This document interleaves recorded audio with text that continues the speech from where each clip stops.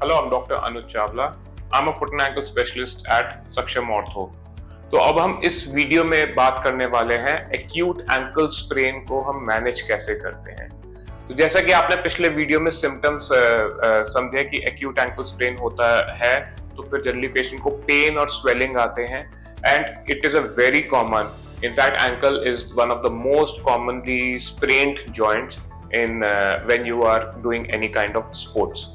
तो अगर आपके पास पहली बारी अगर आपको एंकल स्प्रेन हुआ है, तो पेशेंट को जब पेन, स्वेलिंग और लिंपिंग होगी, आप सबसे पहले एक डॉक्टर के पास जाइए और जो है फिर उनसे आप इवेल्युएट कराइए।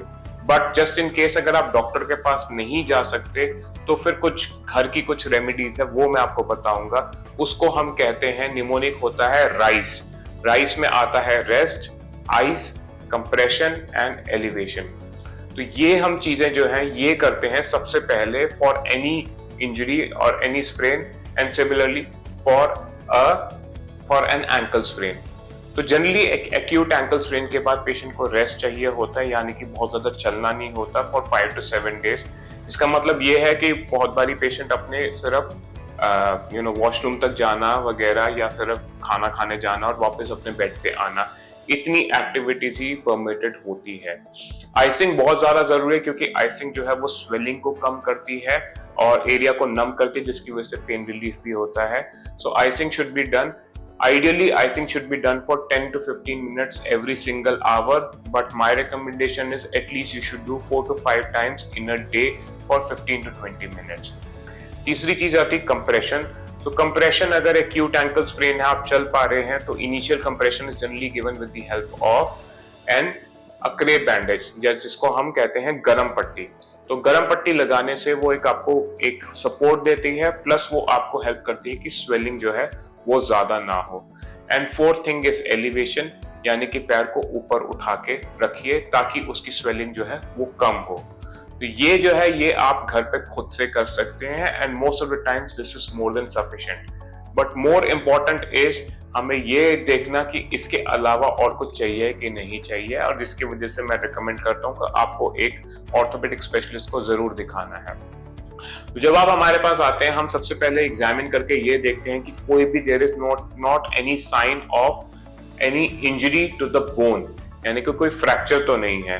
बहुत बड़ी कोई माइनर हेयरलाइन फ्रैक्चर या चिप फ्रैक्चर में भी पेशेंट चल सकता है, लिम्प कर सकता है, तो वो हम एग्जामिन करके देखते हैं और कभी कभी उसको इवैल्यूएशन करने के लिए हम फिर फर्दर एक्सरेज करते हैं, क्योंकि अगर फ्रैक्चर होगा तो आपको प्लास्टर की जरूरत पड़ सकती है।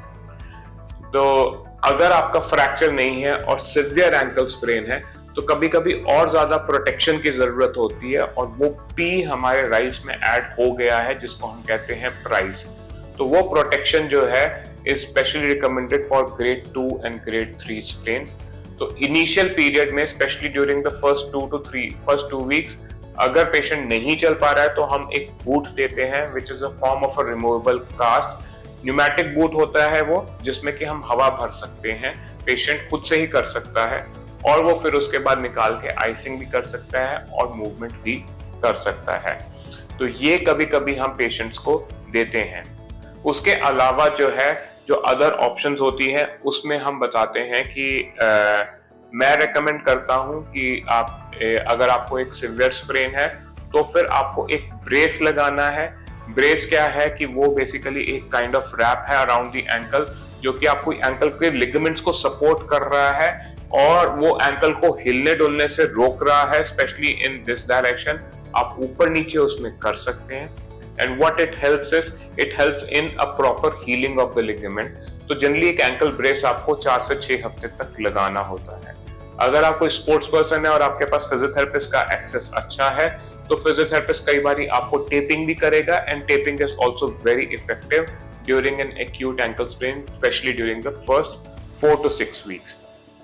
अच्छा, इसके अलावा अब ये बात आ जाती है कि हमारे मोस्ट ऑफ द पेशेंट जो है सिर्फ ये करते हैं, लेकिन एक चीज को काफी ज्यादा डाउन प्ले किया जाता है, वो है फिजियोथेरेपी। आई थिंक फिजियोथेरेपी का बहुत ज्यादा इंपॉर्टेंट रोल है after the management of N acute ankle sprain, क्योंकि फिजियोथेरेपी से एक तो आपकी मूवमेंट इंप्रूव होती है जल्दी, आप फास्टर रिकवरी कर सकते हो, So it is specially needed for those who are engaged into any kind of sports. It helps in a faster return to play. It also helps in strengthening, आपकी strength को बढ़ाती है ankle के around, और कुछ balance sensation से आपका future ankle sprain को हम रोकते हैं। तो फिजियोथेरेपी में जनरली फर्स्ट फेज होता है, वो फेजेस में होती है।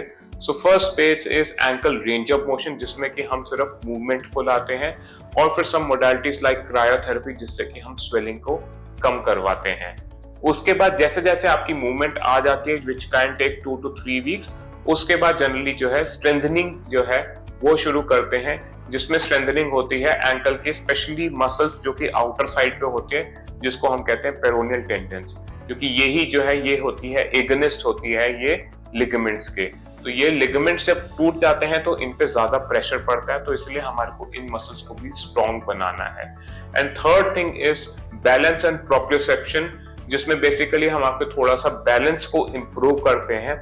नॉर्मली ये 4 to 6 वीक्स के बाद किया जाता है, और इसका आइडिया ये है कि आपका अगर बैलेंस सेंसेशन सही होगा तो आप फ्यूचर में जो है आपको एंकल की ट्विस्टिंग इंजरीज और स्प्रेन होने के चांसेस कम है। तो ये बेसिकली था एक्यूट एंकल स्प्रेन का मैनेजमेंट, स्पेशली लो एंकल स्प्रेन का मैनेजमेंट। यहीं पे ही अगर एंकल स्प्रेन हाई है, यानी कि जो ऊपर की तरफ है और सिंडेस्मोसिस इंजरी है, तो उसका रिकवरी थोड़ा स्लो होता है, थोड़ा अनप्रिडिक्टेबल होता है। तो कभी कभी उसमें हमारे को पेशेंट को प्लास्टर भी देना पड़ता है, कभी कभी हमारे को उसको लंबे पीरियड का रेस्ट देना पड़ता है, और पेशेंट को ये समझाना पड़ता है कि इसकी रिकवरी जो है वो और स्लो होगी। So this was about management of acute ankle sprain.